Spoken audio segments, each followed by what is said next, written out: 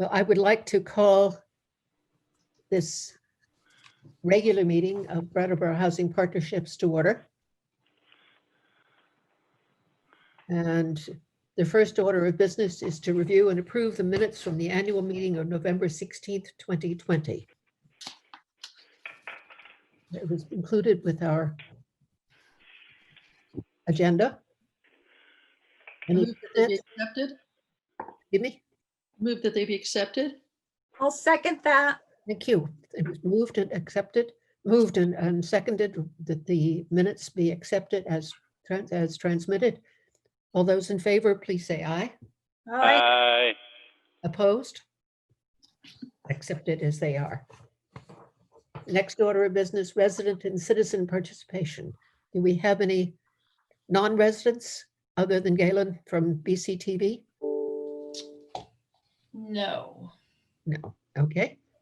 COVID-19 updates.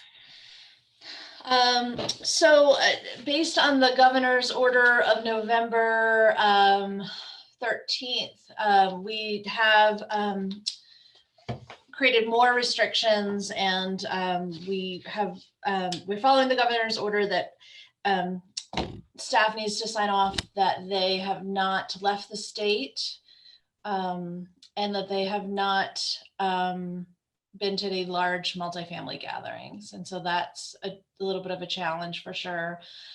But because of the governor's restrictions put in place on the 13th of November, we didn't feel that we had a choice. And so staff are also, they're having to identify that as well. And if they can't meet those restrictions, then they're not allowed to be in person in the office, and then they have to follow the state's guidelines for quarantining. And so far, we haven't had any major issue. We haven't had any issues, but it is hard, for sure, for staff, especially maintenance. They're on the front lines. I feel like they're the ones that have really been the ones that are here. They can't work from home, and so it's definitely more challenging. And so I understand it's an equity issue for sure, in terms of some staff have the ability to quarantine, to stay home, and some don't. And so, but they have been very helpful. They're still receiving hazard pay, which I think is also motivation to follow the restrictions. And they have been really helpful. If anything, they just needed a lot of clarity. And so we wrote up a new policy, not a new policy, but we added to our existing policy to include these protocols. And all of the staff has signed off that they've received them and they understand them. And I met in person with them as well. So even though Jack's heart may be in Maui, his body is here. Good. Yeah. Right, So because Jack is primarily working from home still. He's working totally remotely from Massachusetts because of the restrictions. So, but he's next on. This is a resident interest to address questions from the board about energy consumption and historical information in regards to past energy consumption reviews. Okay. Hi. So in looking at where we are with energy consumption, we are high. I don't know if you all know that all of our buildings have electric resistance heat. And over the years, well, prior to me coming, actually, Chris Hart had an energy service company come in, an ESCO, come in and do a review of the buildings.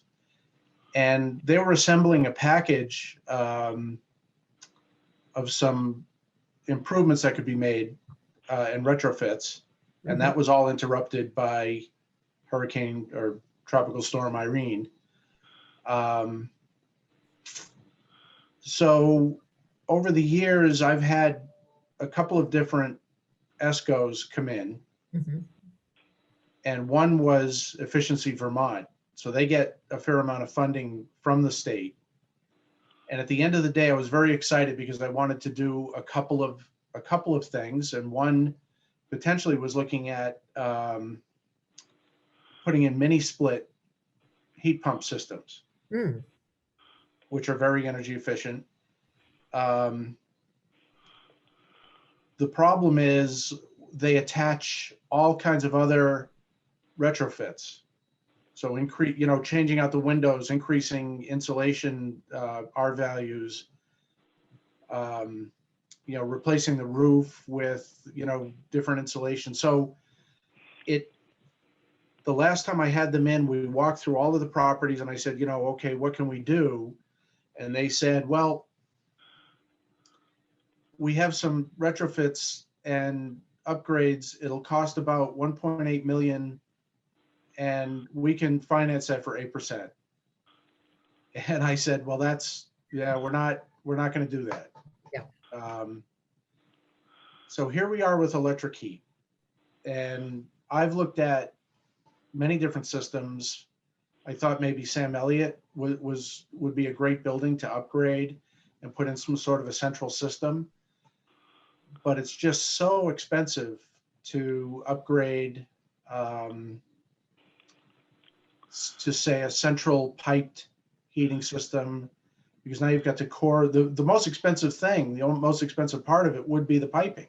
Mhm. So now you've got a core, all of the concrete floors, run piping up and through. It's very disruptive. It's a very difficult proposition. The other buildings, Ledgewood is viable for some sort of an option, and mini splits would be a really great option there, because you've got an indoor coil and an outdoor coil, and they have to mount the outdoor coil somewhere, and the ground is right there. Yeah. Sam Elliott is a little more difficult because now you're trying to attach something to the outside of the building at various places, 62 different outside coils. So, that's a little more, it's a little more difficult. So that the 62 outdoor coils would say that you're not doing a central heating. Right. It wouldn't be a central system. There would be, yeah. And, the mini splits are great, for Ledgewood at some point in the future when we can, get the funding, probably through MTW. There's some great options. Well, that was what was going to be my next They would question. be perfect, because you could put the indoor coils in different rooms, and it would provide heating and cooling. Mhm. And some of the latest iterations of those systems, like Mitsubishi and Daikin, are effective down to about 10 below. Mhm. Yep. So, they would have some electric resistance heat backup that would only come on if the unit couldn't maintain. Okay. So that's how you would operate those systems. Can I ask a question? When you use the term electric resistance, what does the resistance mean? It's basically a heat coil, an old-fashioned heater, like, Okay, when you turn it on, it smells like a toaster that you had in your okay, closet. So it generates, the electric current goes through, and there's resistance and amperage buildup, and that creates heat. okay. And that's how the Got heat's it. imparted. I just hadn't heard the term, I'm sorry. No, that's all right. So It's probably in here somewhere and I missed it. so right now, our electric rate is hovering around 15 cents per kWh. Kilowatt hour. And the average in Vermont is between 15 and 17. So we're doing pretty well as far as our energy rate goes. It's just the amount of electricity that we're using is more the issue. Yeah. So in looking at where we are at a cost per apartment, Christine was kind enough to scrape some of that together for me based on the bills. The cost per apartment is in line, and I've got it. I don't know what happens when I click on a sheet, but I can allow you to Screen share. screen share. Is it just what I sent you, Jack? yeah. Let me see if I can do it. I don't remember.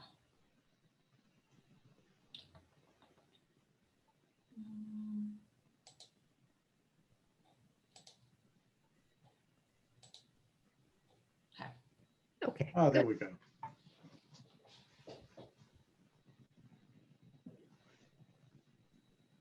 So this will give you an idea. Can everybody see that? Yes. So this will give you an idea of what we're spending for electricity,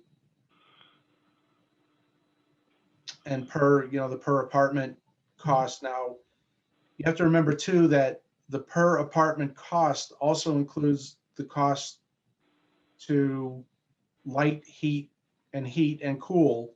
Mhm. If there's an office, common areas, it costs for elevator usage, The laundry as well. which is laundry, high. yes, Yeah. the laundry. So that's all wrapped up in that per unit cost, per Mhm. apartment cost. Certainly, I can see why you would look at Ledgewood as a potential target at the difference of 239 per unit monthly average versus, well, certainly Hayes Well, Corner. we have 4 or 5 bedroom, 3, 4, 5 bedroom apartments That's true. at Ledgewood as well. So yeah, Mhm. that's part of it. It's important to remember that. And it's got a campus as well. So you've got, outdoor lighting, Mhm. entranceway lighting. Yeah.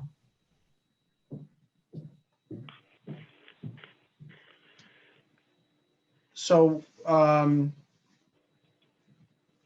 been in contact with a company that provides solar net metering. Mhm. I don't know if anybody's familiar with what that is. Essentially, what you're doing is signing on and committing to a certain amount of consumption Mhm.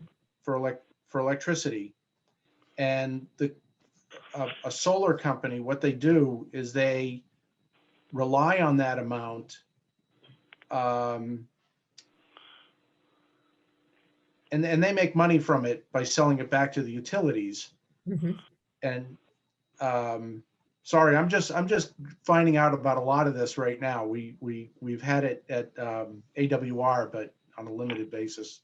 Mhm. So what they would do is actually pay us for allowing our consumption to be part of what they generate Mhm. and send back to the utility. And the estimate right now, I just spoke to the fellow on Friday from Norwich Solar, Mhm. and they're proposing. Sorry if I'm speaking slowly, but Norwich Solar's is looking at about $18,000 and $20,000 a year savings by participating in their program, which is pretty good. The only thing that I brought up to them was that we are committing over 5 years. Over 10 years, we're committing X amount of consumption. Mhm. And once you sign that contract, you have to continue with that amount of consumption. So I actually spoke to him and asked him if we could maybe work something else out, because if we do a major retrofit, or we, decide to redevelop, say, Moore Court and Hayes Court, where that will leave us when we suddenly have, we're using much less electricity. So he's working on something where we may be able to have a one-time reduction in our KWH amount during the first 5 years. Mhm. So if that's the case, I think that would be great, in year 4 or year 5, if we decided to do a redevelopment, or a major retrofit, say like at Ledgewood, that would enable us not to be penalized heavily. And of course, one of the things we don't know is how the pricing of solar power is going to change in the next 5 years. Right. Comments from commissioners?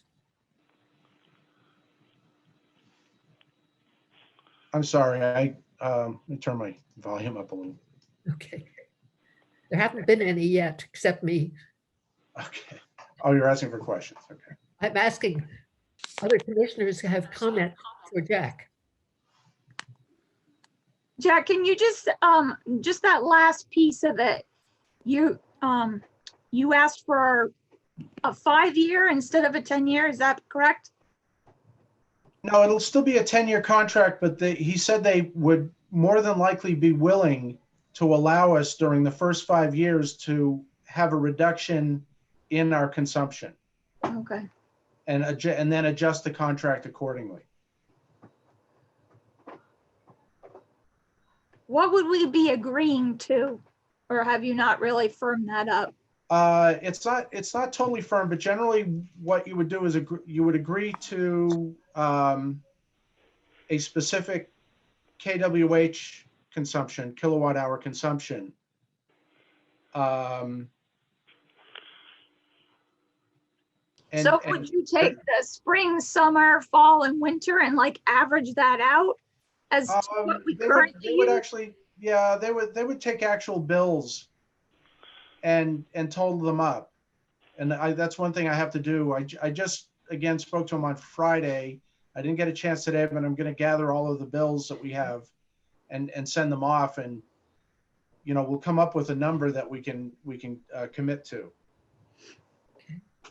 But if we have to commit to a certain consumption of kilowatt hours, what's our motivation to reduce that? Well, we can reduce it once. Is somebody getting a haircut? We can reduce it once in the next 5 years. The fact that we are guaranteeing a certain consumption means Yes. that the solar company is guaranteed a certain billing. That's right. And if we reduce our consumption, they get that benefit, we don't. If we reduce our consumption, it's because we've made major steps to, you know, do better for ourselves and, you know, be green. They actually don't benefit. They don't benefit. They don't benefit because they need X number of kilowatt hours or kilowatts to be consumed by their customers, and then they contribute a portion of that back into the grid. If I had to map it out, I'd have It's going to be a I'd have complicated. a hard time. Yeah, I'm still trying to get my arms around it a little bit, but So that's Jack. So that whole thing, like what Tom asked, is we would be allowed to change it once within the 5 years. So then that way it would benefit us, right? If we did change our consumption and we took advantage of the one change there, one Yes. time. Okay. Yep. Okay. But we would have to look at the cost benefit of investing money into energy savings techniques in order to reduce our consumption. It may not equal out.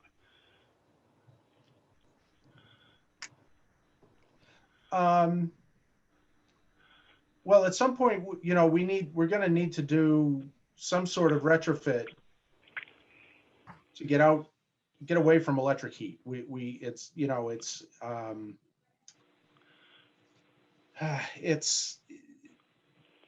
not only would it benefit us monetarily, and we could talk about there are all kinds of incentives. Some are offered through the power companies, but there will be incentives to be able to perform the retrofits, and we certainly would do a return on investment analysis. Mhm. Jack, how does this compare with the heating system in Red Clover Commons? How does, I'm sorry, which? Our power consumption or fuel consumption? You know, that's a good question. I was actually thinking about that, and I didn't do a comparison over there because we also have solar on our building there. Mm-hmm. But it's going to be, I'm going to hazard a guess and say that we're at Red Clover, we're about 30% we have about 30% less kWh consumption. But Is that- I can nail that down as a comparison between a I would like modern to see home. that. Yeah. The other thing the funny part about Red Clover, I think the cost per apartment is actually still rather high because of all the common areas and the Okay.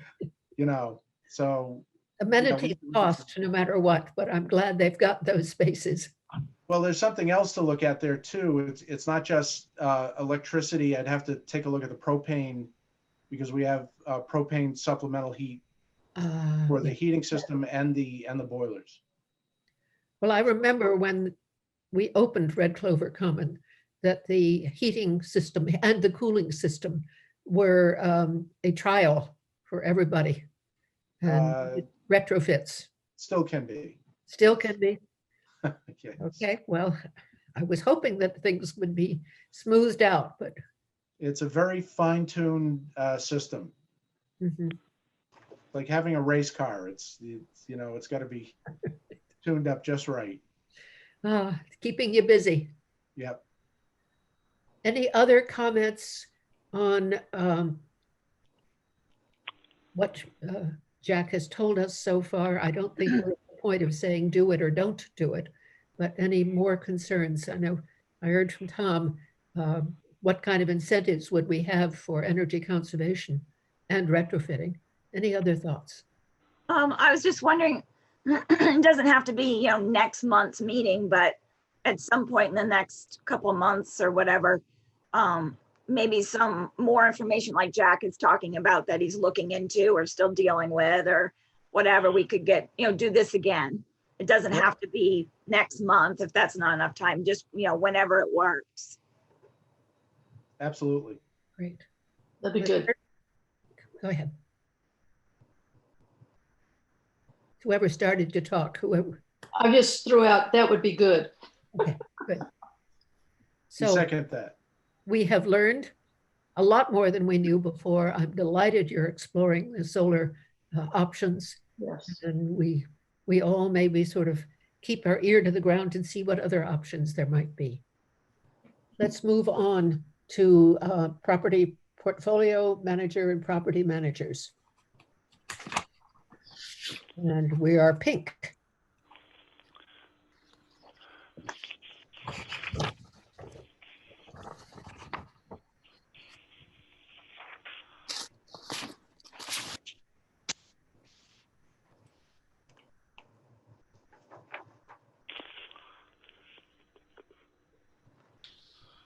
I'm also curious, and maybe Jack, you're the one who can give me the answer on this, Sure. that all RAD properties were offered a day for free fall cleanup, provided a dumpster for one day on each site to allow the residents to dispose of items at no cost to them. Did people take you up on that? Yes, that's been ongoing for quite a few years. And yes, they do. That's The great. last, and that's really Courtney's program, but I can speak to it a little bit. For years, the guys, the maintenance staff would go and collect these items, go into people's apartments, collect stuff from outside that people threw out into the yard weeks ahead and gather them all up. But last year, or we're actually earlier this year, right, Christine? We in the spring, Mhm. maybe. Anyway, Yeah.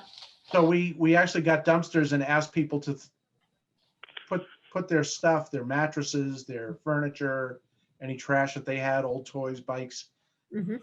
put them in themselves, put them into the dumpster to just, it's kind of taxing on the staff to have to do that.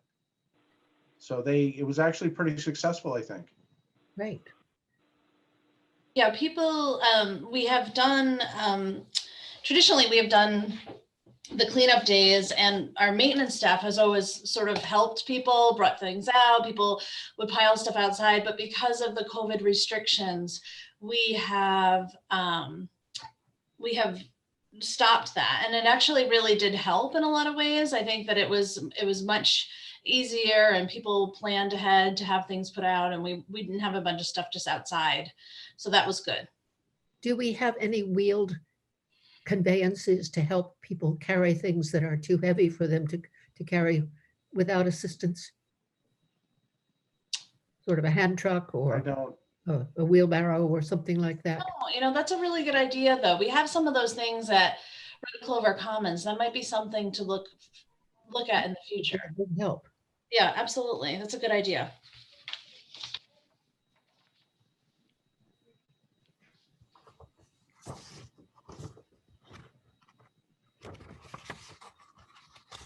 And of course, we always are looking at the rent not collected.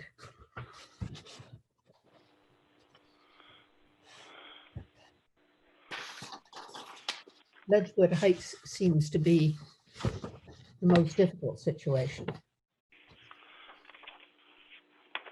Moore Court and Ledgewood Heights.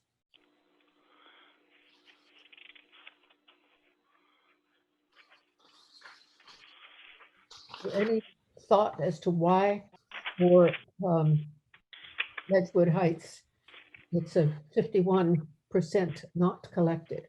Are there people in eviction there? are you asking, if you're asking, I was asking Christine, probably. okay. You might know.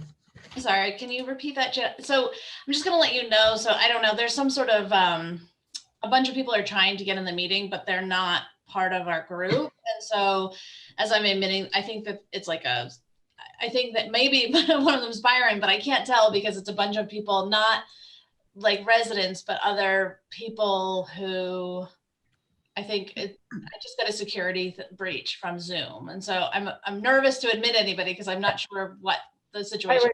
So Byron has I was a little distracted for a second. And so Byron, I apologize if I can't admit you right now on the phone. I'm sorry. Let me see. Oh, I'll admit you. I think I can get you. Hold on. Byron, are you on? Yes, thank you. Sorry.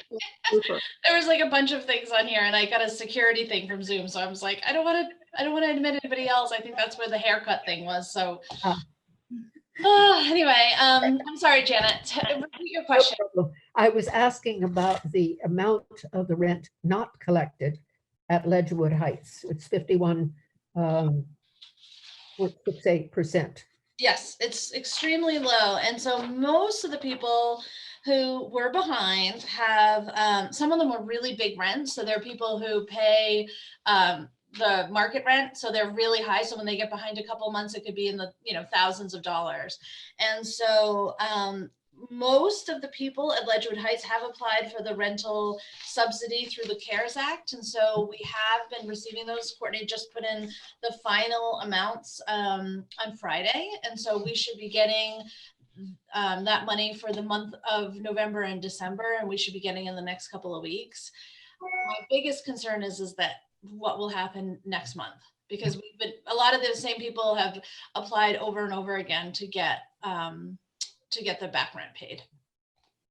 We all exert whatever energies and influence we have on Congress, because that's probably the only place we're going to get response on that.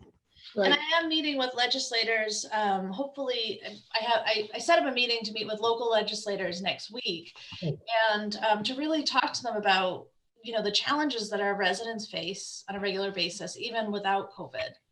Yeah. And that while we see this bailout as wonderful, it really goes to show that a lot of people are really struggling to pay their rent. Absolutely. Yeah. Now, the yellow sheet, we will be turning to Jack on the portfolio manager report. I would like to read that to you, but I don't have it up. Well, are there any questions that I could answer? We've already talked about the Melrose demolition.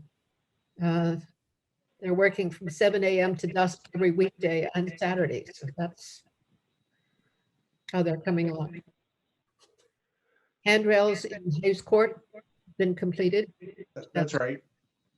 And Red Clover Commons People are still smoking there?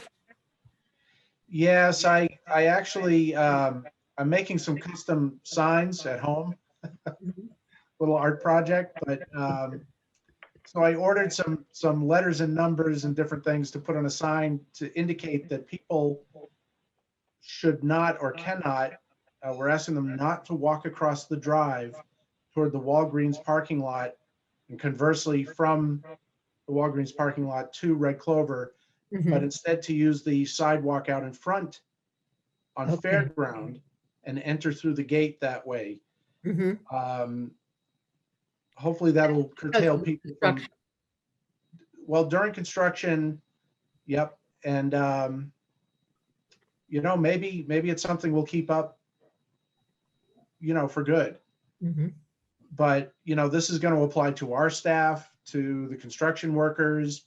Everybody has to do this, and hopefully folks won't be sitting then on the, on the corner. On the edge.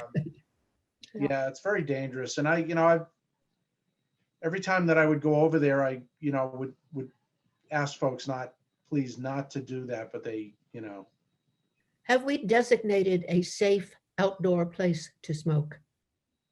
no. It's, Shouldn't do that. it's a non-smoking property, That's right. and we can't tell folks where to smoke off the property. Yeah. So the best we could do is sort of lead them to an obvious conclusion to smoke on the sidewalk on Fairground Road. That's really basically the only thing that we can do. We can tell them, we can't tell them where they can smoke, but we can tell them where not to smoke. Okay. You don't have to smoke here, but you can't, whatever that saying is. But yeah,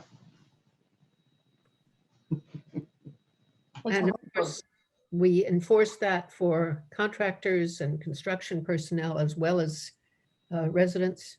that's right. Okay. It's going to be generational change, I hope. Hopefully. Right. The Wellness and Services Monthly Board Report. Lou?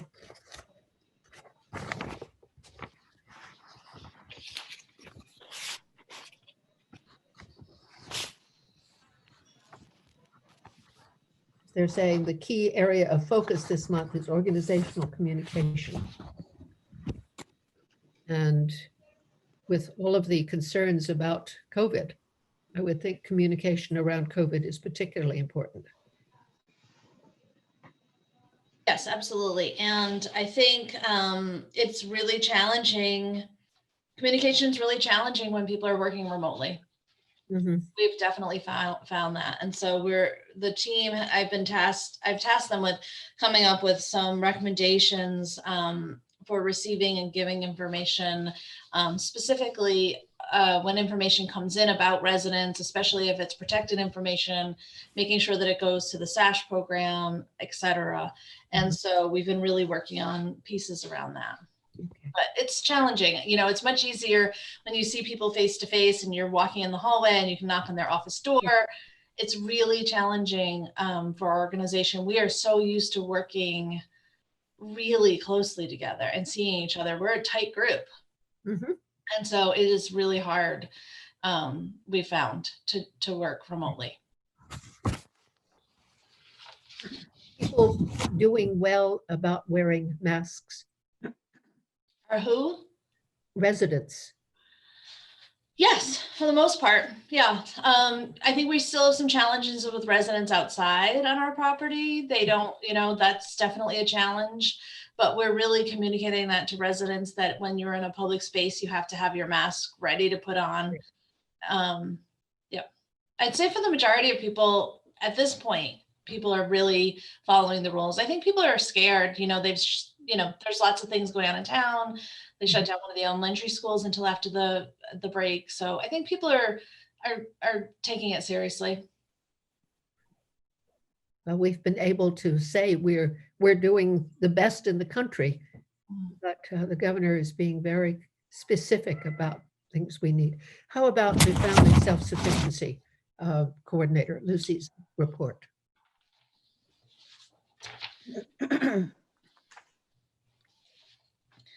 Lucy's doing well. She currently still has the 34 participants. Her grant is in the renewal process. Mhm. We're hoping to hear from HUD in the beginning by the end of the year because the grant will be renewed. Good. She is struggling, you know, as well. I mean, she's working primarily from home, meeting people via Zoom, scheduling meetings via Zoom, and people are having a hard time. Many of the people she works with are on unemployment. Mm. Are unemployed. So it's a big shift, but she's focusing more on education and training. And I was interested to read that she's meeting monthly with Billy Joe to go over the escrow balances so that it's definitely up to date. And whatever they are can certainly be a matter of encouragement for the people who are participating. Yep, absolutely.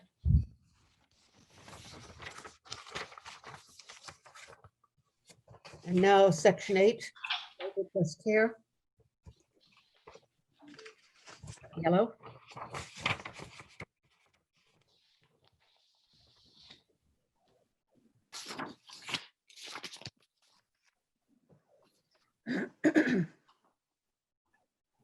As you comment, the housing is so tight in the area that there are 3 housing choice vouchers recipients still searching since spring. Yeah.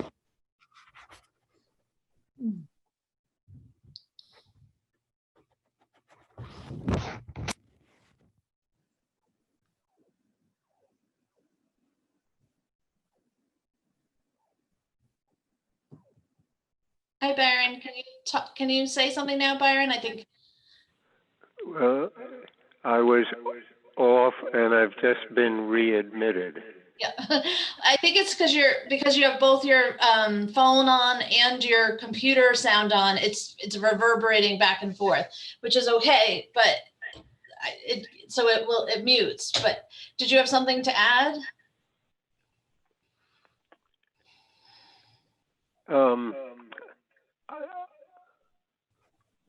I wondered on the section 8, it says we await HUD's response to our mainstream voucher application. What is that? In September, I applied for 40 mainstream vouchers. The vouchers would be for adults who are with a disability, and they could be used in the community, or they could be used at one of our housing sites that accepts vouchers. And so I had applied for that application in September, and we're waiting review. Rutland has received theirs. They applied a couple of weeks prior to when we applied. And so I'm hoping that we'll still receive the vouchers. So this will basically increase the number of vouchers we have and therefore the money that supports them. It will, but there is some limitations. They are specifically for adults with a disability. Okay, that's good. Any I other? also wondered on shelter plus care and transitions to housing, whether the Dalem project is going to be a help.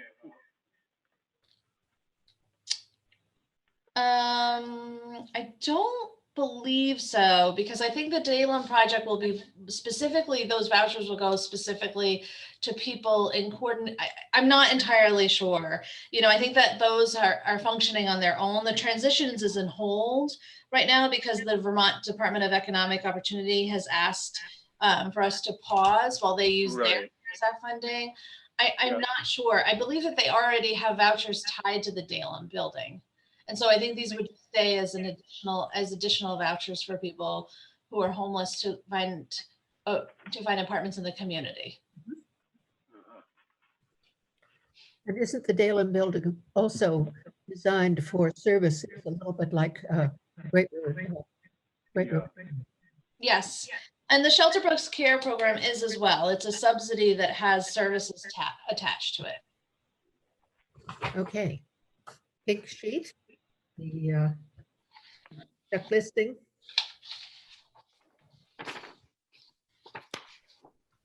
No questions. No questions? No. Okay. And the next budget to the actual comparison from September 2020.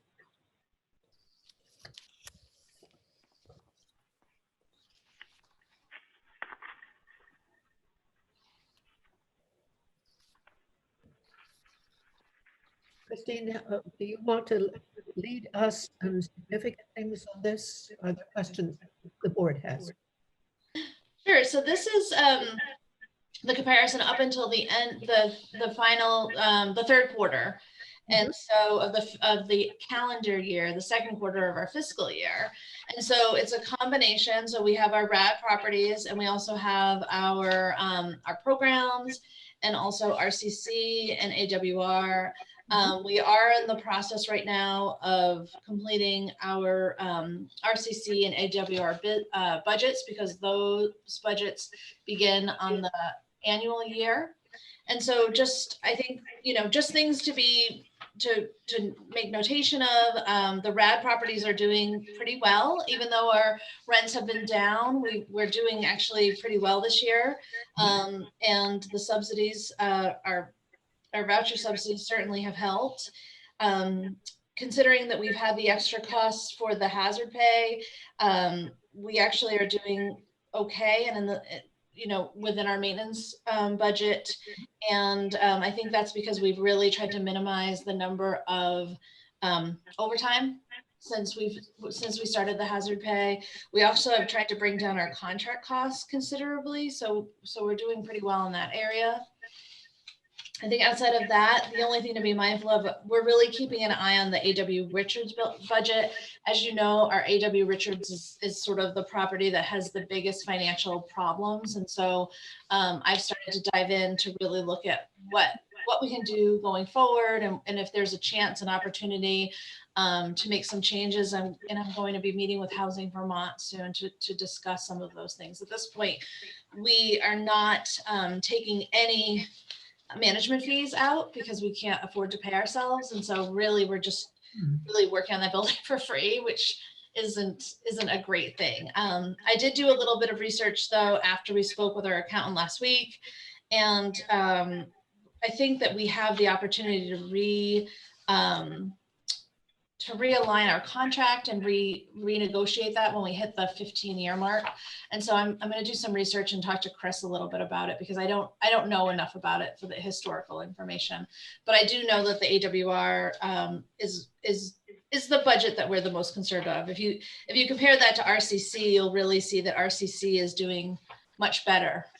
And that's because it has that regular voucher that's just tied right into the unit. Mm-hmm. So And the I costs are just lower. It's just, and it's just something I'm still continuing to learn about for AWR. So I think in the next couple of months, we'll be having conversations as a board to really talk about what that's going to look like. It's hard to believe that it's 15 years since. Yeah, I'm not sure. I have to, I had it set on my calendar. I had on my to-do list to look at the date, and I have to do that to figure out exactly when it was. But I think that it was, we're not at 15 yet. I think we have 3 more years. So we're still out, but I think it's been 12 years. Mm-hmm. Well, I vaguely remember A.W. Richards having heating problems when we first started there. Mm-hmm. Yes. A while. It continues to have heat problems. It continues to have problems, unfortunately. Check signing. Byron, you are signing in December? Yes, Byron. I had a question about maybe ignorant. What's the difference between the 5 different reports on RAD? So the first page is the cumulative of all the project sites. And then if you go forward, it should be each housing site is different. And I thought that it said on here which one was which. So hold on one second. The second one is the public housing program. Oh yeah, the second one's Melrose. And then we have the RAD programs by itself. And then we have the RAD programs, and then it should be broken out by property. Oh, it's for 5 different properties? Yeah. Okay, thank you. Hi, Jack. I'm on a call right now. May I call you back? Thank you. Bye. They don't say what property. You know, and I thought it did. I'm surprised that I'm not seeing that either right now. And I thought it broke it down. I thought it had a thing, but when I looked at it before, it did. And I'm wondering if when I printed it, it came off. Because the consolidated budget doesn't include Richard and Red Clover Common. Right. But it does include Melrose Terrace and the RAD properties. So I'll double check, Byron, and I will make sure that we add each page. If I looked long enough, I could probably guess which one was which, but I'm not going to do that. Yeah. Oh, it does say it. I'm sorry, Byron. So it does say it. If you look in that first little box, I knew it. I just couldn't see it. If you look at the first little box across from category, so on the combined page, it says RAD combined. And then on the next page, it says Hayes Court. And then it says more court in that first little box on the top.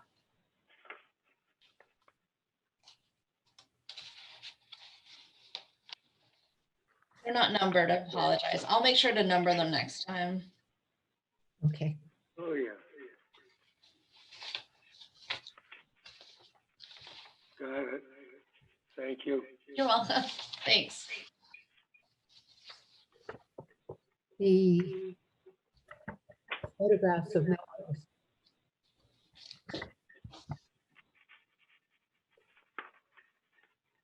Ready for demo to start. And then